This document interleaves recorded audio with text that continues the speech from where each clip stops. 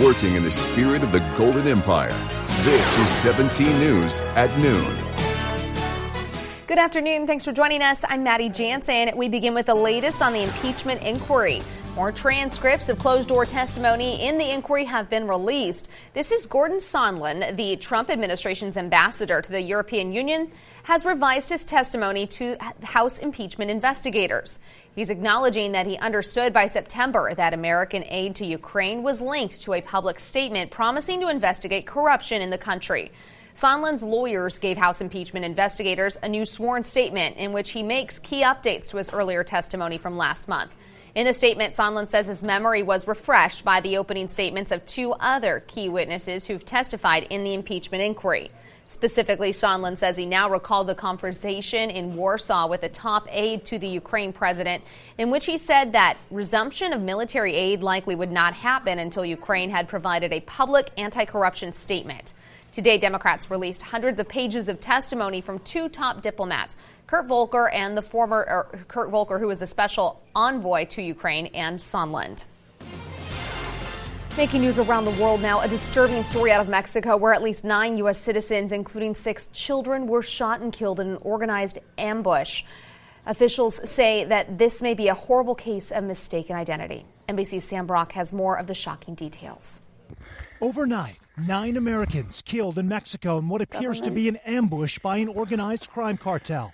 Family members confirming to NBC News that the victims were American women and their children. There was a number of people that were in a motorcade. There were several families traveling to another community, and not very far out of La Mora, then their family come under attack, and there was a number of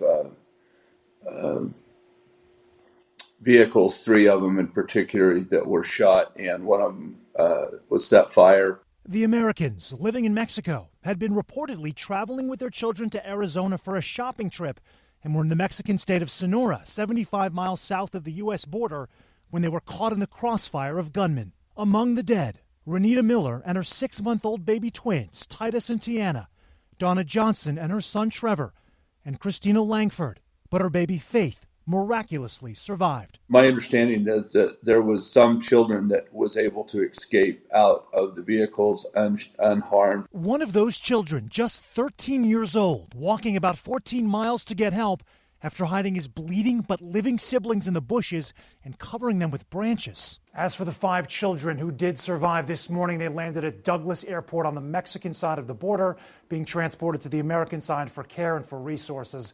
And a 7-month-old child, Faith, found in a car seat on the floor of the car in a apparent attempt by her mother to save her life. Sam Brock, NBC News. And President Trump tweeted about the tragedy this morning. He wrote in part, if Mexico needs or requests help in cleaning out these monsters, the United States stands ready, willing, and able to get involved and do the job quickly and effectively.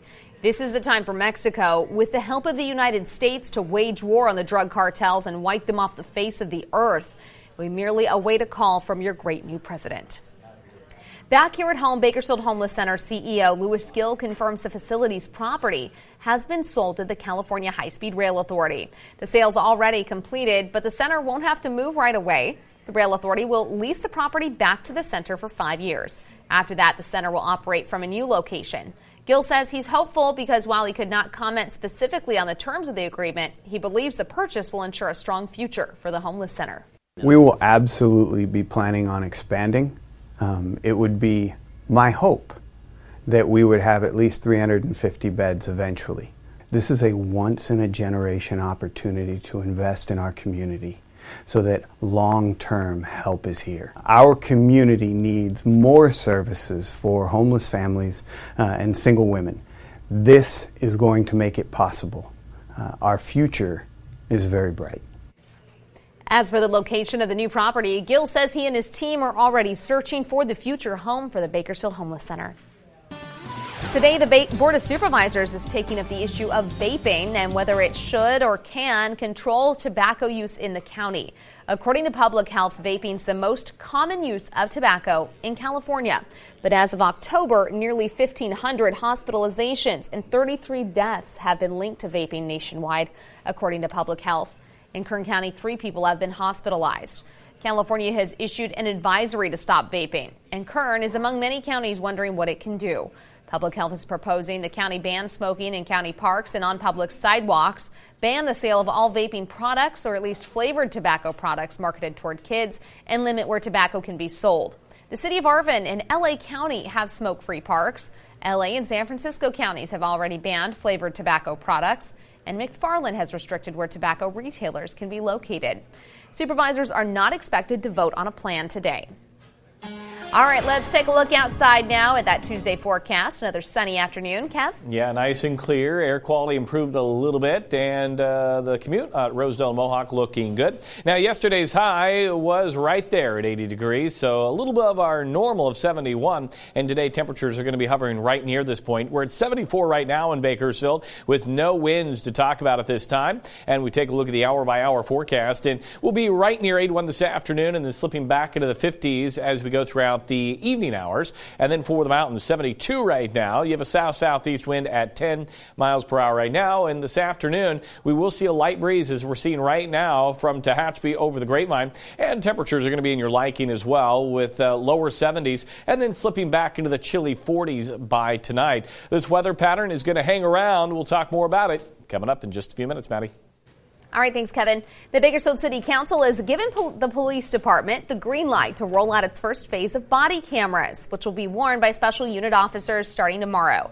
The new policy comes a year after Assembly Bill 748 was passed, requiring the release of recordings and incidents where officers fire shots or implement use of force tactics, along with collecting evidence. Sergeant Nathan McCauley with the Bakersfield Police Department says cameras could ease tensions with interactions between officers and the public. So it was an effective tool for kind of de-escalating situations when they're coming in and you're saying, hey, you're being recorded here, you have this camera on you. It got people to calm down. By January 2020, we'll see over 300 officers answer their day-to-day calls wearing these body cameras. The city has set aside $2.9 million for the program from Measure N Money. The Kern County Sheriff's Office rolled out their body cameras in phases as well, launching them in Wasco 2 years ago. Currently, 95 deputies wear the body cameras with the Sheriff's Office. Well, the cyclist who was hit by a car on Sunday night has died. Now Bakersfield police need your help to find the driver who hit him. That driver hit the bicyclist, then drove off, leaving the man in the middle of the street. It happened at about 10:45 p.m. Sunday night. This was on South P Street, just south of Highway 58. BPD says there were no witnesses to the crash and asks anyone with information to call them. It's that time of year again. Tomorrow is your chance to give back to local veterans.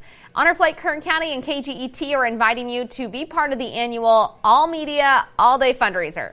The goal is to raise big bucks to send more than 100 veterans on to see their memorials for another charter flight set for April 7th of next year. Tomorrow from 7 a.m. to 7 p.m., they'll be at 3 locations accepting donations. Those are Salty's on White Lane, Riverwalk on Stockdale Highway by P.F. Chang's, and the Chewy's on Rosedale Highway. You can stop by to volunteer or just drop off a donation. You can also text this number on your screen, 205-1478, if you'd like to help. And you can find that list of locations on our website, kget.com. We'll be out there live during sunrise and all day tomorrow.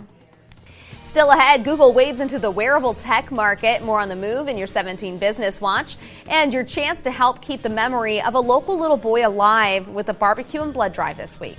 Your 17 Health Watch is after the break. Welcome back in your 17 Health Watch. At just 11 years old, Braden Sheik won the hearts of people near and far.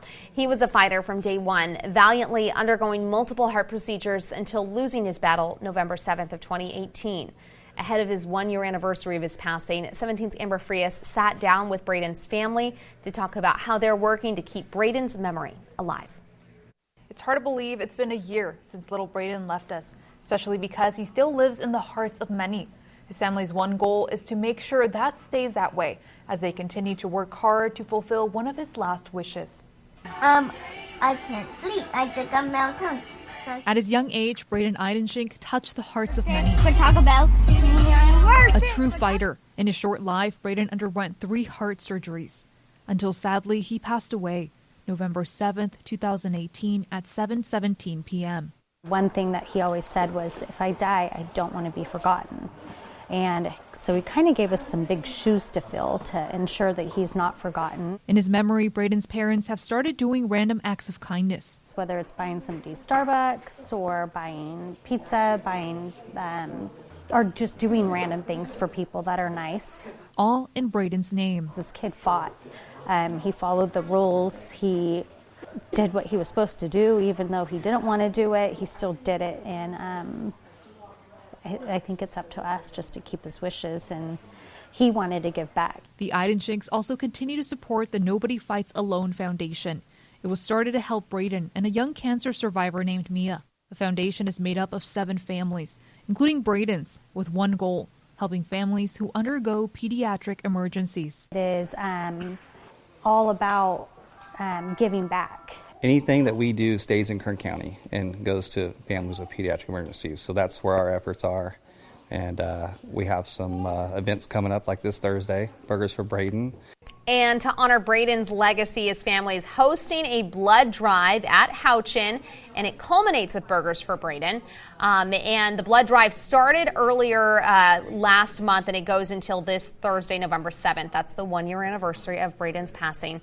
On that day, there will be the barbecue fundraiser lunch at Houchin. This is the Houchin on Bolthouse Drive. Of course, you can give it either location, though, but the fundraiser is going to happen at Houchin. And Burgers for Braden will take place from 11:30 to 1 p.m. If you donate on Wednesday or Thursday, you'll also get a voucher for a free lunch. So hopefully you can make it out there on Thursday in Braden's memory. What a little hero. Absolutely. And on the weather front, taking you outside, a beautiful start to the afternoon. Clear skies, no changes on that front. Overnight, we were at 47 degrees. That's where we should be this time of year. Normal high, 70, and the record of 94 set back in 2010. Tonight, if you're going to be out and about, 4:58 will be your sunset. Right now, we're hovering into the 70s for the valley, and then into the mountains, 60s, 70s, and even a few lower 80s out there. Lake Isabel at 81. Out in the desert, Mojave checking in with 73, and Wasco 73 and sunny. We've got clear skies out in Arvin, 78 degrees, and Golden Hills, look at that blue sky, mid-60s right now. Not a lot to show you on the satellite and radar. We did see a little bit of morning fog along the coastal areas. That is starting to clear. And as we take a look at the temperatures right now, San Francisco at 62, 75 in Fresno, 60s and 70s down to the south. Vegas at 74. And this afternoon, kind of a carbon copy of yesterday with upper 70s out of Sacramento, Fresno at 80, and we're looking at 70s down south, 77 in L.A. with lower 70s in San Diego. The beach is also looking very nice. Did see a little bit of morning fog. That will return tonight. 70 degrees out in Pismo, upper 60s in Morro Bay, and a west-southwest wind right around 5. High pressure is in control. No changes on this front. Any storm systems riding well up to the north into parts of Vancouver, British Columbia. And you can see here on our Futurecast model, things remain pretty quiet here for California. Nothing really arriving, and this model going through Sunday. Maybe a few high clouds into the extreme southern part of the state, but that will be about it. And looking long term, it looks like no rain is headed our way through the mid part of the month. So status quo is what we're going to say for now. And our top 5 driest Novembers, as you can see here, 1992, 2000, 2014, 2006, and 1940. We only picked up 300ths of an inch. And then we take a look at the top 5 wettest Novembers. 1960, we picked up 3 inches of rain. And then on the sliding scale, 1997, 1.70 inches. So it gives you a little perspective of our Novembers and the rains. As we take a look at the air quality for you today, going to be moderate with an AQI at 100. And today, no burning unless you're registered. And for more information on that, valleyair.org. And today will be right near 80 in Bakersfield, 81, 80 in Delano, McFarland. We'll see the same out in Buttonwillow and Taft. Tonight, you're in the 40s and 50s. For the mountains, a sunny day ahead. An east wind 5 to 10, 71 in Frazier Park, 73 in Tehachapi with lower 80s for Lake Isabel and Kernville. Wofford Heights, a nice day at 79. And then for the desert, sunny skies continue here as well. Ridgecrest at 80, 77 in Mojave. Tonight, you'll be into the 40s. Take a look at the extended forecast, and very little change. Sunny skies remain. Temperatures will be in the 80s through Friday. We'll be close to that Saturday, Sunday, and Monday with the upper 70s. Overnight in the 50s, and then for the mountains, very little change here with temperatures hovering near 70 degrees with overnight temperatures into the 40s. And the Kern River Valley forecast, you're looking awfully nice through next Monday. Upper 70s, lower 80s, overnight into the 50s. Pretty nice. Yep, Not a lot of complaints. Kind of on autopilot right now. All right. Thanks, Kev. Yeah. Well, Kevin Costner's played a lot of sports in his acting career. He's portrayed a golfer, a football exec, and a track coach. Most notably, he's been 3 different baseball movies with Bull Durham, Field of Dreams, and For Love of the Game. He joins the world of auto racing for his most recent film, but not quite in the way audiences may expect. Raphael Seth has more in this week's Home Video View. The unique bond that it is with animals is those eyes never stop talking to you. Kevin Costner goes on a dog's journey in the art of racing in the rain. The Hollywood veteran plays the voice of Enzo in this book adaptation. He's a beloved pup and best friend of race car driver Milo Ventimiglia. But when the racer meets Amanda Seyfried, they will all have to figure out how to navigate the track of being a family. The Art of Racing in the Rain is on digital, DVD, and Blu-ray. It's not easy to flip over current-day New York City for 1970. Melissa McCarthy's in a New York state of mind in the bonus features for The Kitchen. This crime drama based on a graphic novel features the bridesmaid actress along with Tiffany Haddish and Elizabeth Moss. The three play mob wives trying to survive after their husbands are sent upriver. But when known associates refuse to help, the spouses take matters into their own hands, making the bosses an offer they can't refuse. The Kitchen is on digital, DVD, and Blu-ray. And I know that you two boys are just two weary travelers who lost your way. Shia LaBeouf was lost but now is found in The Peanut Butter Falcon. He's a fisherman on the run after a smidge of arson, but when he comes across newcomer Zach Gottsagen, who's a fugitive from a care facility, the two form an unlikely bond that culminates in a journey toward the young man's dream of becoming a professional wrestler. The Peanut Butter Falcon is digital this week. That's the video view. Raphael Seth, NBC News. Also out this week, one my kids loved, Dora and the Lost City of Gold. Coming up here on 17 News at noon, your 17 Business Watch. AT&T settles over claims it misled millions of customers. More on how much they'll have to fork over coming up next. KGET Business Watch is brought to you by Grapevine MSP Technology Services, the Valley's leading IT service provider. We're back now on your 17 Business Watch and checking stocks. They're mixed today. The Dow up 54 points so far in trading. The Nasdaq up 10 and the S&P 500 down 1. Let's check out oil prices while we're at it. West Texas Intermediate selling for $57.25 a barrel and Midway Sunset $60.29.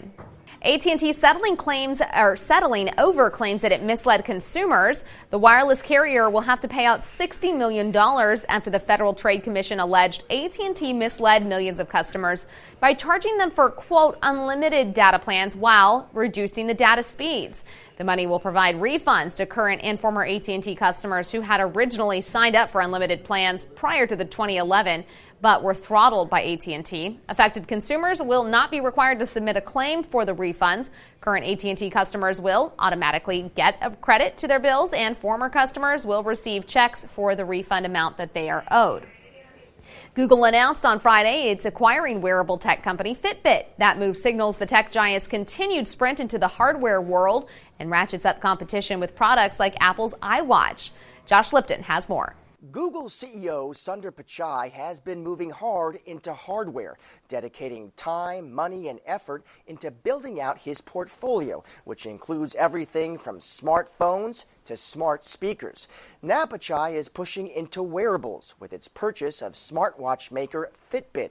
That company had struggled as it competed with big rivals like Apple. Its stock is down nearly 90% from its all-time high.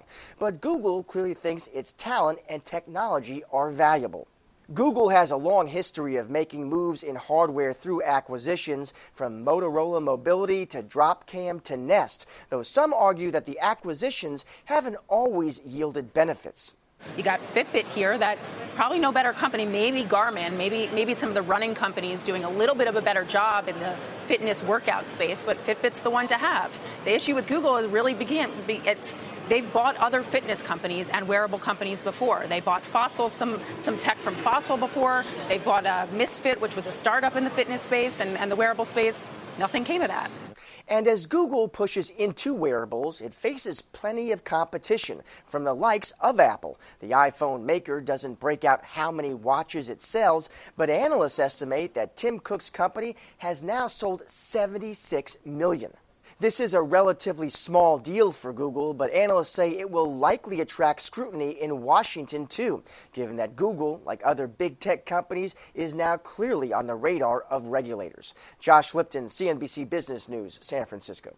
Coming up, shop for success. Get a gorgeous gown or accessories ahead of the holidays and help local women get back on their feet at the same time.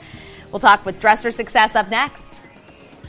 Welcome back. 17 on set. Elaine McNerney with Dress for Success is joining us to talk about this weekend's event, Shop for Success. 2 events, actually. The one we're really excited about is the party on Friday night. Yeah. All right. So what is happening Friday, and why are you holding this special event? So Shop for Success is a great event. It's an opportunity to have your girlfriends come out, have some champagne, hors d'oeuvres, valet parking, all that good stuff. You pay $25 to come in, and you have a first chance opportunity to buy the designer brands, the brand new stuff that we have that has been donated to us. People know us because we have new and gently used workwear, but we save some of the stuff we don't have that is for the party. So we have absolutely gorgeous gowns. Maybe we could find that footage too. So if you watch 17 News at Sunrise this morning, Tabitha got to try on some of that stuff. Looks like amazing. Yeah, check out her social media and you'll see some of those gowns. But you basically had a designer say, "Here, come take all of these gowns for free." Honest to God, he was closing his West Coast operations, moving to New York, and he basically said anybody who could come. This is David Meister, designer to the stars, and they're beautiful. I went and I tried on some, played dress up the other day. It was so much fun. I mean, evening gowns, great for holiday parties, prom and formal. Yeah, absolutely. Quinceañera. They're stunning. And I mean, they are stunning. So it's not the stuff we usually have. Okay. And even the stuff that is donated to us throughout the year, like this, that is blinging, not appropriate for work, this type of thing will be auctioned off. So we have everything from petite to plus. We have a designer called Eloquy that has 14 and up. We have some of those pieces too. So, Eventbrite.com. Friday. Do you need to get your tickets ahead of time? Get your tickets ahead of time. Eventbrite.com. We're hopefully not selling tickets at the door. Okay. So, and then Saturday, second Saturday, we'll be open like we always are for our workwear, which is what the video footage was referring to. Yes, absolutely. So some gorgeous gowns there. Moms out there who are listening, if you are thinking that your daughter's maybe going to have a formal or a prom that she's going to need a dress short dress for $50, a long formal dress for $75, and they are stunning. Stuff. All right, we're going to post all this information on our website. And Elaine, thanks for coming in. We appreciate it. Thank you for always supporting us. Of course. We'll be right back after this. All right, finally at noon. If you're already salivating over the thought of that Thanksgiving meal with turkey, dressing, and all the fixings, well, you can get a taste early thanks to what? Pringles. Thanksgiving meal, yes. In Pringle form, I'm not so sure. It's rolling out a new Friendsgiving Feast Turducken kit, which will come with turkey, duck, and chicken-flavored chips that you can stack together and eat. The other combos include cranberry sauce, stuffing, and pumpkin pie. Would you try? Not the pumpkin pie, not the... Yeah, no. I don't know. I may try. I'll try almost anything once. By the way, they go on sale Thursday at 9 a.m., so, Let's order the kit. We'll try it on Sunrise. Thanks for joining us. See you back tonight at 5. 17 News, your local news leader, continues 24 hours a day on KGET.com and our 17 News app. In the spirit of the Golden Empire, 17 News.